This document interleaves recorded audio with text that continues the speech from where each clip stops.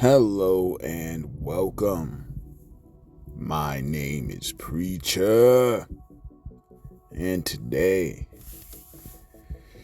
y'all, the Xbox bloodbath spilled over. It all came out today, so without further ado, let's put the information up on the screen. We have the tweet here from Okami13 underscore on Twitter, which I will read verbatim. Xbox is selling off 4 studios as part of significant layoffs. 4,800 staff at Microsoft and 3,200 at Xbox will be laying off. That is 8,000 people total. Arcane Leon is negotiating to find a new buyer. Double Fine and Compulsion Games will go independent.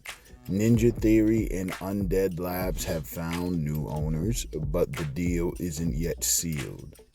So basically, Xbox, what is that? 4 or 5 studios? 1, 2, 3, 4, 5 studios. They just essentially jettisoned. Which, man, there's only so much you can say about the company itself. It obviously couldn't hold up all that weight. Like, they had gotten way too big, and it just showed the idea that Phil Spencer had with all these acquisitions was really just panicked buying sprees over multiple years, which is why he got fired.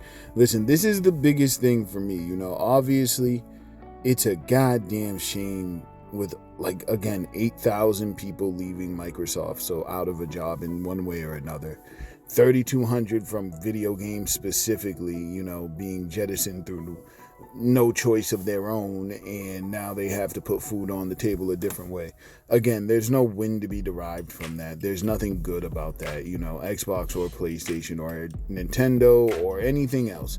You're looking for games, you know what I mean? And the less people we have making games and well-funded to make games, the worse. So that's always going to be first and foremost. But aside from that, I really don't have much to say on it as far as Xbox's overall business strategy, because I don't think this really changes their business strategy much. You know what I mean? Asha Sharma puts out a tweet and an internal email, which is the same body of words. You know what I mean? Literally like a copy pasta to both, but she puts it out, and let me put it up on the screen.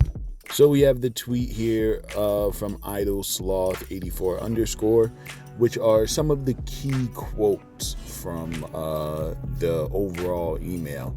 And the one I want to focus on initially is we bet on Game Pass multi-platform in a broader portfolio of content that created meaningful value but did not grow at the pace we expected.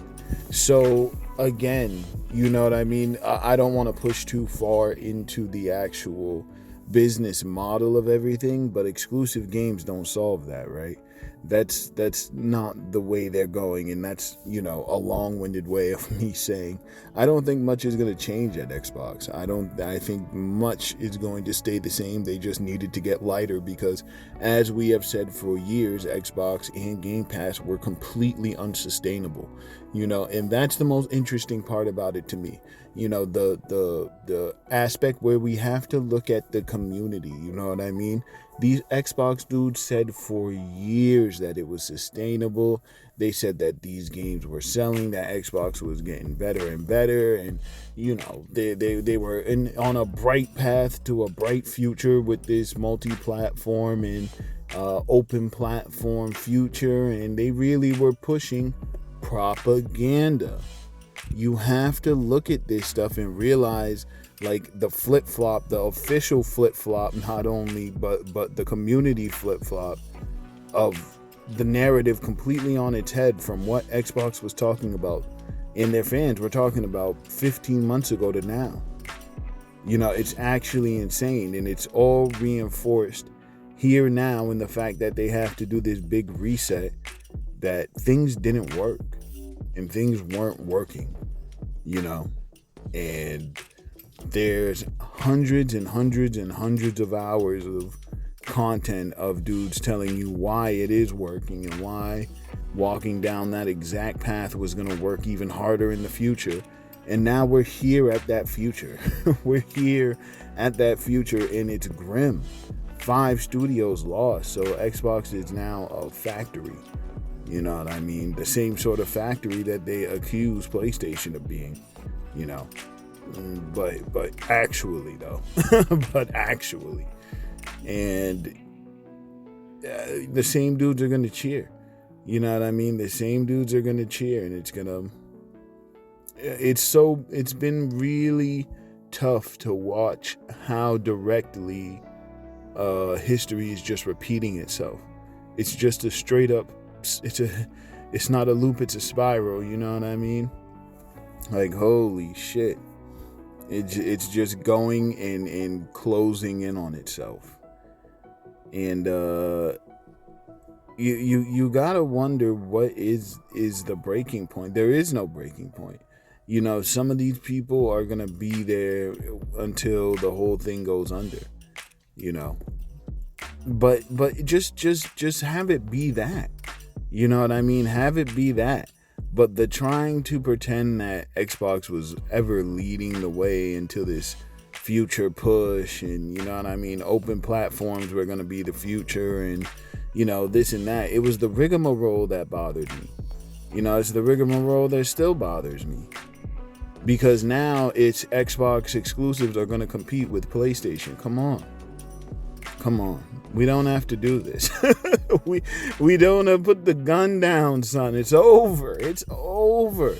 People need to let Xbox, and Xbox needs to let Xbox be itself. You know what I mean? Xbox should do something very different from what PlayStation does. We have these players in the space, and they all have to perform very differently. Xbox trying to, make another third attempt at the PlayStation thing just isn't well advised, with even less studios now, and less developers, and people not gonna be on their A game, because how do you do your best work when you have 32, and mind you, for these games to come out in any timely fashion, what do we talk about on this channel all the time? AAA games take 5 to 7 years to make. So if you wanted these games anytime before, say, 2031, you know what I mean? You want to really be hoping they were working on these games yesterday. You know what I mean? But if, let's say, they're just getting started now, and then you chop 1,600 people across your division, how many of those were working on those, big future projects? And then they did 1,600 today, and they're doing 1,600 throughout the months. How does that affect people working on it now? How do you do your best work? Again, these aren't the best environments to make these top tier games that Xbox is betting their entire future on now, if they are to go exclusive, which I do not believe they will. One